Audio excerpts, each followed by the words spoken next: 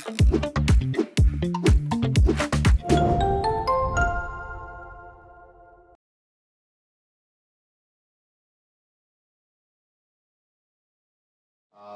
has trained numerous Polish students for past Euromath editions, further demonstrating his dedication to education and research. Today he will present a fascinating plenary lecture titled What is Intelligence? A topic that bridges mathematics, cognitive science, and artificial intelligence, provoking thought and discussion among all of us. Please join me in welcoming Professor Tomasz Szemberg. It's not working very well. Okay. Thank you very much for kind invitation. And this was a great performance by students from the music school. So please expect some boring lecture from Professor of Mathematics, and I will be happy to disappoint you. Okay. The reason for taking the subject is pretty clear. Intelligence, and especially with the adjective artificial intelligence, I think it will be a word of 2024, which is very surprising actually when you think about it, because yesterday I went downtown to Saloniki with friends of mine, and we saw a lot of advertisement for real Greek food and truly Greek dance, and so on. So everything is supposed to be real, traditional, honest, and so on. And when it passes to intelligence, then there is this word artificial, which seems to make the intelligence even better. So it's great achievement in the marketing. Just imagine that you would try to sell artificial Greek food. Nobody would go in such a place, right? Okay. So since I'm professor of mathematics, usually our talks have a particular schedule to follow, and we begin with definition. And it turned out that saying you what intelligence is not so easy, because there are many definitions, and they evaluate over time. So let's have a look at the first one, which is taken from Britannica. The first edition was published in 1768, so this is a great achievement of Scottish Enlightenment. But the word intelligence is not in this issue because it didn't exist yet. The word intelligence was created about at the beginning of the 20th century, and already it came with some debates. So in the 200 years edition of Britannica, there is a definition. What is human intelligence? So they somehow suppose that there will be other intelligences, and there is clear distinction between the knowledge and the intelligence already in this definition. So this is rather an ability, and Gregory mentions the abilities, the competences are way more important nowadays than the knowledge itself.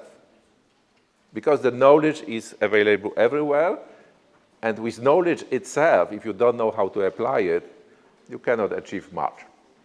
So the human intelligence, according to Britannica, is the ability to learn, to adapt to new situations. This is very interesting, and we will see this motif coming up during the talk. This adaptation to new situations, to challenges. Our world is changing constantly, and I would say the speed of these changes is getting bigger and bigger. They accelerate. So it's very important to be able to adapt to changes because we have no other choice. If you don't adapt, then you are left aside. To understand abstract concepts, so let me make a mathematical example here again. There is one speaker here and roughly 400 students in the room. So, but there is also the number 1 and the number 400, which are abstract and can be attached to other situations. And then to use the knowledge to manipulate the environment. And this reminds me of reading a science fiction story about aliens who describe a very strange planet.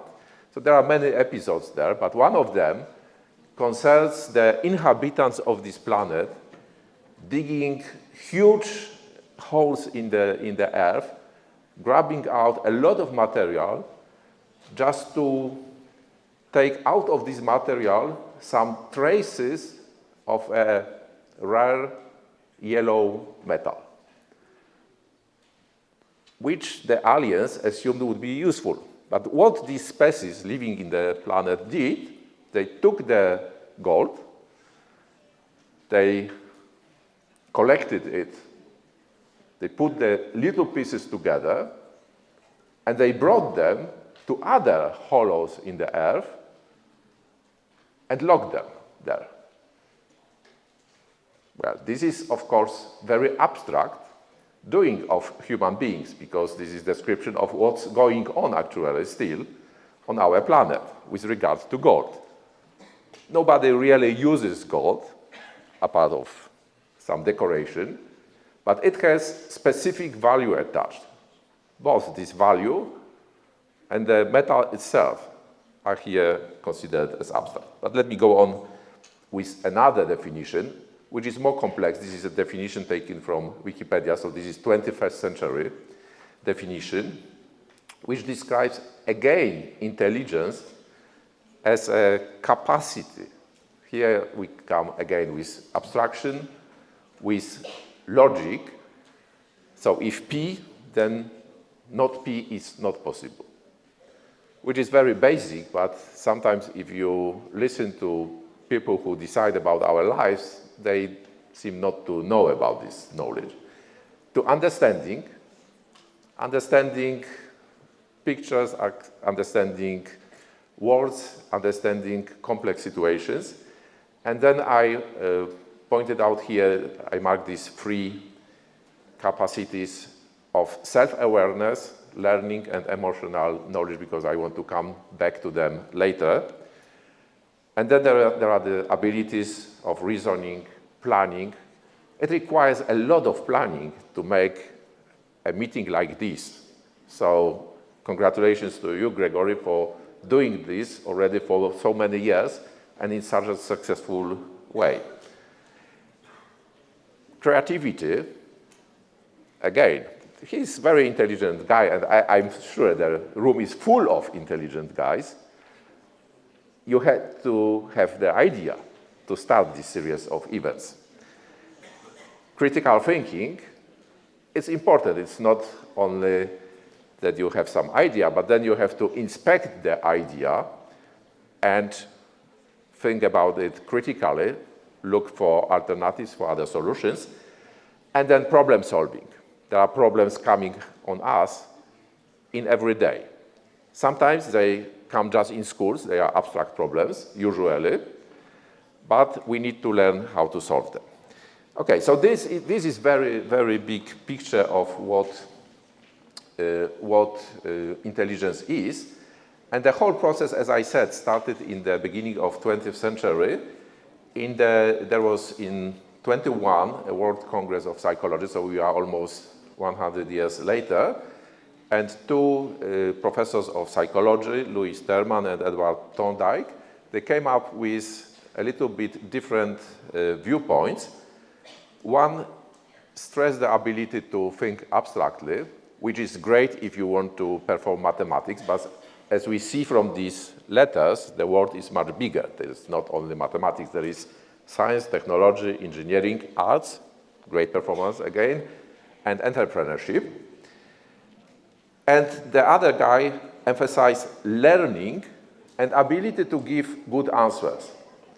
So if you want to give answers, you need to be asked questions. And this opened door for IQ tests. So it opened door for measurement of intelligence, which nowadays I think went back to the psychology. Nevertheless, there was, at the beginning of the 20th century, there was big belief that intelligence can be measured, and scientists produced these IQ tests. They were standardized, they were tested in population, and they were pretty efficient to measure some aspects of intelligence.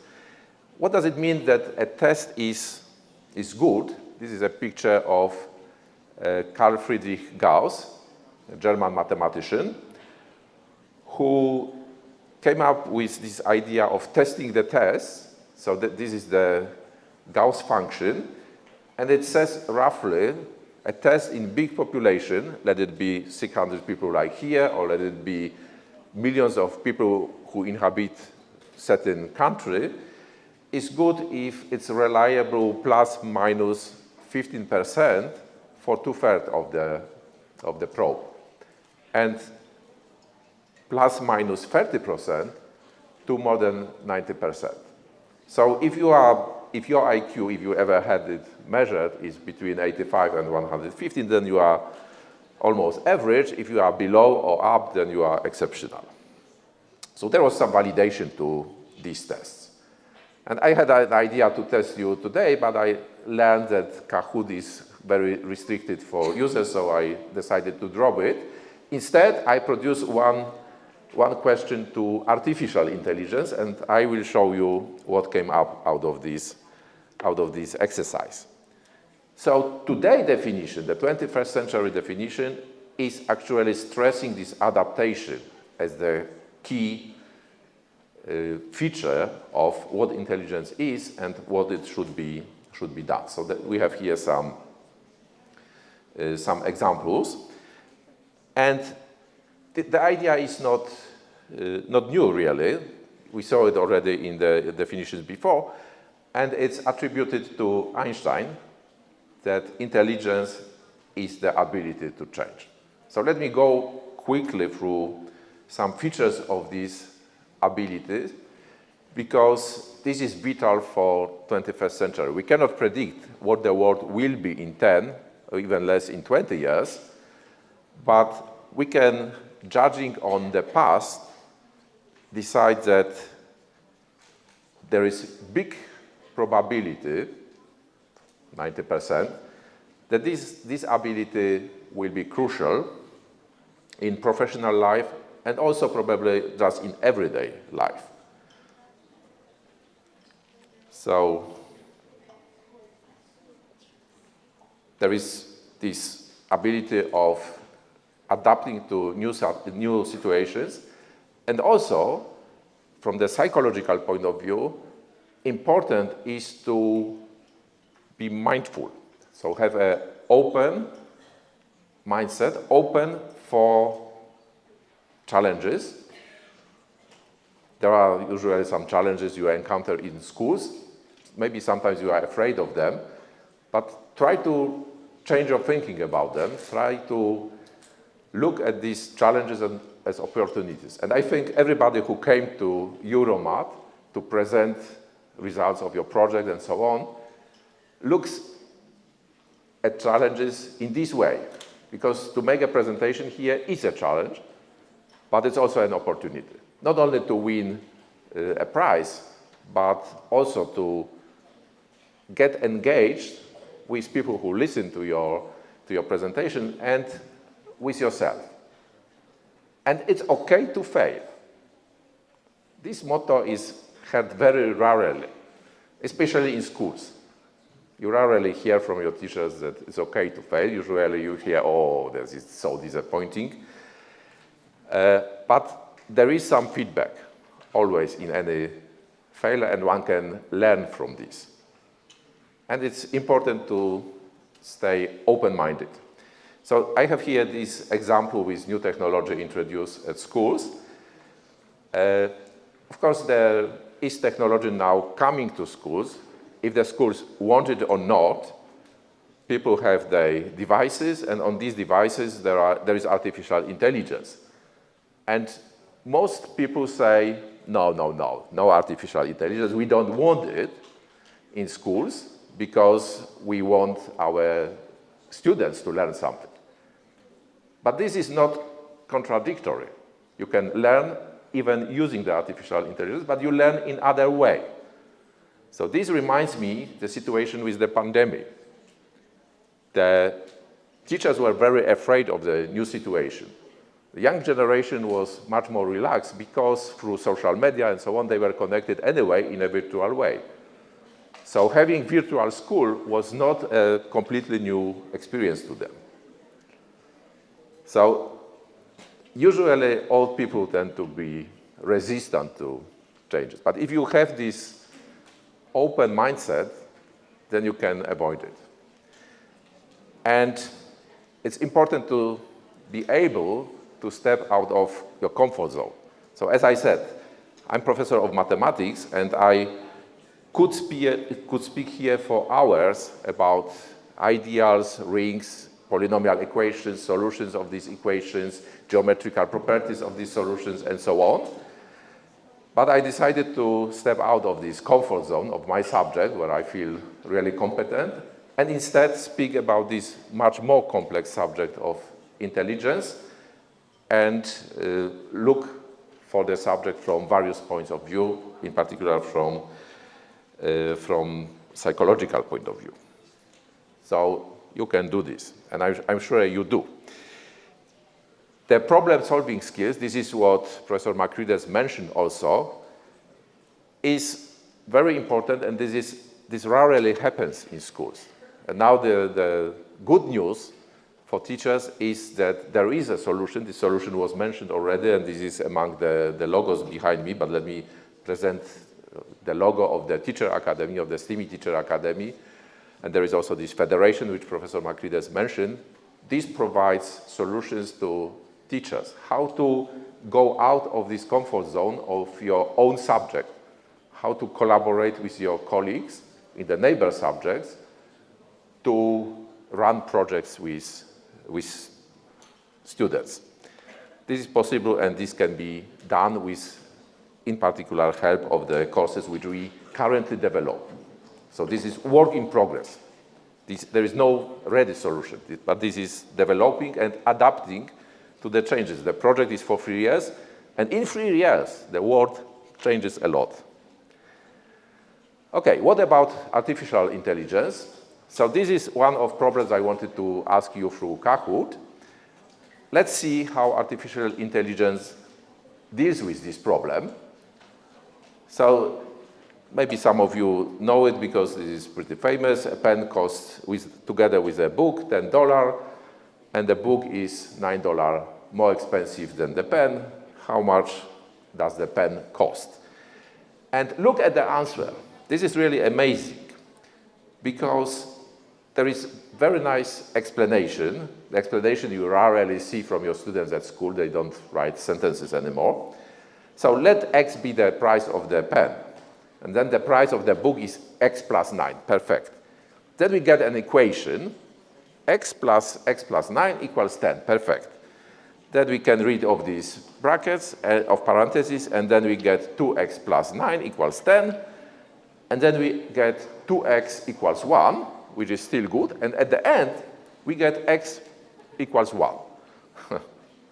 Why? Yeah, this is part of the question which has some psychology behind. The psychology works this way. There are only integers in the story, right? There is 10 and 9, and it's clear you need to make some operation on these integers, so you expect, as a human being, if you don't pay much attention, you expect that the answer is also integral. And this is exactly the mistake which ChatGPT repeated here. Even though, when you ask separately, can you solve the equation 2x equals 1? It answers perfectly well. It's 1/2. So it knows how to solve equations. It knows how to solve much more difficult equations. But it fails here because my claim is it's not intelligent. Let me tell you more why.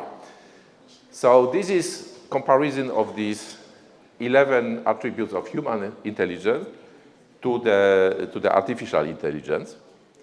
And you see everything we have on the right This is not taken from some source. This is rather collected through interviews with my fellow colleagues in informatics, in information theory, and so on. There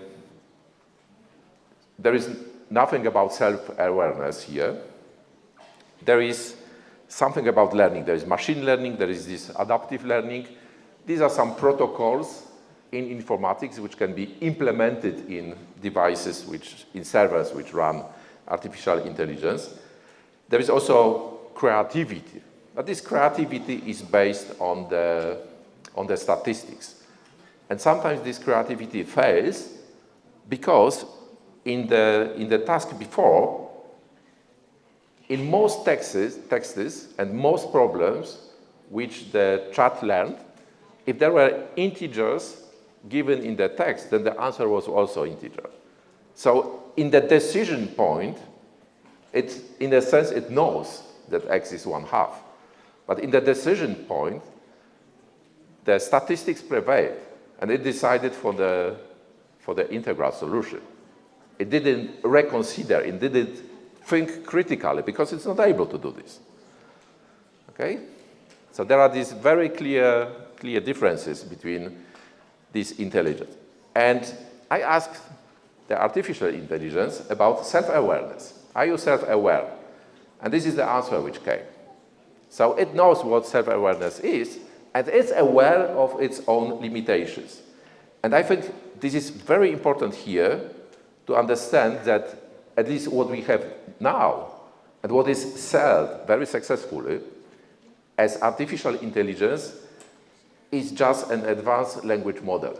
So chat and similar artificial intelligences are very good in manipulating words. But there is no thinking behind it. And it fails all these criteria which it knows about of self-awareness. Emotional knowledge, this is even more interesting because it knows about emotions, it can describe emotions and so on, but it's aware that it cannot feel. It cannot make any personal emotion experience. And I think it's very important to remember this, because I will come to this point back at the end of my talk. So there are differences in learning. I will not go through these stories. I think we can make the presentation available for those interested, and you can analyze it closer later on if you like. Let me pass to the aspect which actually partly motivated my interest in what this artificial intelligence really is. I came across YouTube through a lecture which was basically a warning to humanity that we are approaching the Terminator day, that AI will take over, that, that it will become conscious, it will develop consciousness, so it will be self-aware, and for some reason, it will make it hostile towards its creators, the humans. That's very nice story, but I think it's very improbable. So there are some pictures showing this is, of course, based on creation of Adam by Michelangelo, which symbolizes the moment of the life and consciousness, self-awareness being given to humanity. Do you remember on which side the God's hand and on which side the Adam's hand is actually in this fresco painted in Sistine Chapel? If you don't remember, I will remind you. This is the original picture.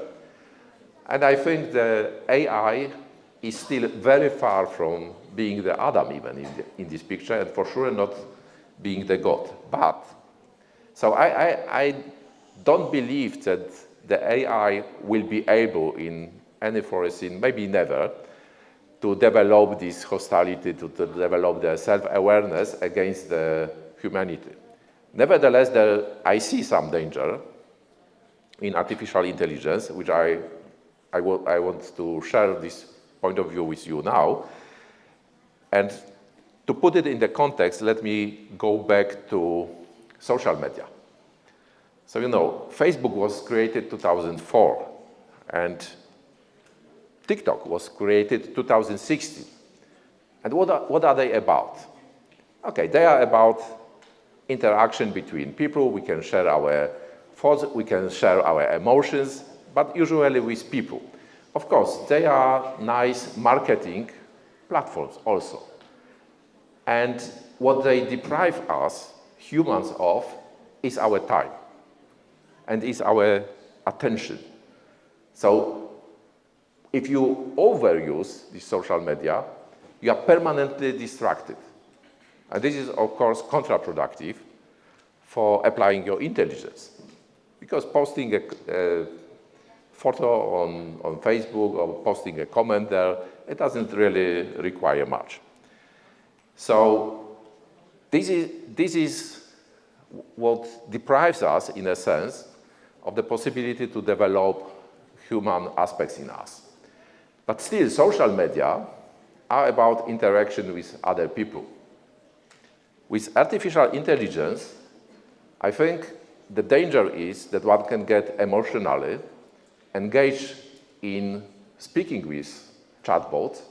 One can develop an artificial body, a friend, who will know a lot about you because you will share your thoughts, and who in very subtle way will be able to manipulate your thoughts, either on social aspects, on political aspects, on economical aspects, and so on. And of course, you will be isolated from other human beings. So now the social networks are no more necessary. It's enough to have a nice chatbot which adopts on statistical model. It adopts to what you chat with it, and it provides seemingly more and more answers which fit into your viewpoints. So that sometimes when they don't completely fit, then in your subconsciousness, you might develop the feeling that maybe you are wrong. Okay, so what I'm saying here is that the AI used by big or misused by big IT companies might deprive us of that what makes us human. This is, of course, big philosophical question, and this question was asked in this very country, in Greece, more than 2,000 years ago. And I think, as with intelligence, we still don't have an ultimative answer to this question, but don't be afraid. This is a good title for the next talk, but this talk will be not delivered now. Thank you very much.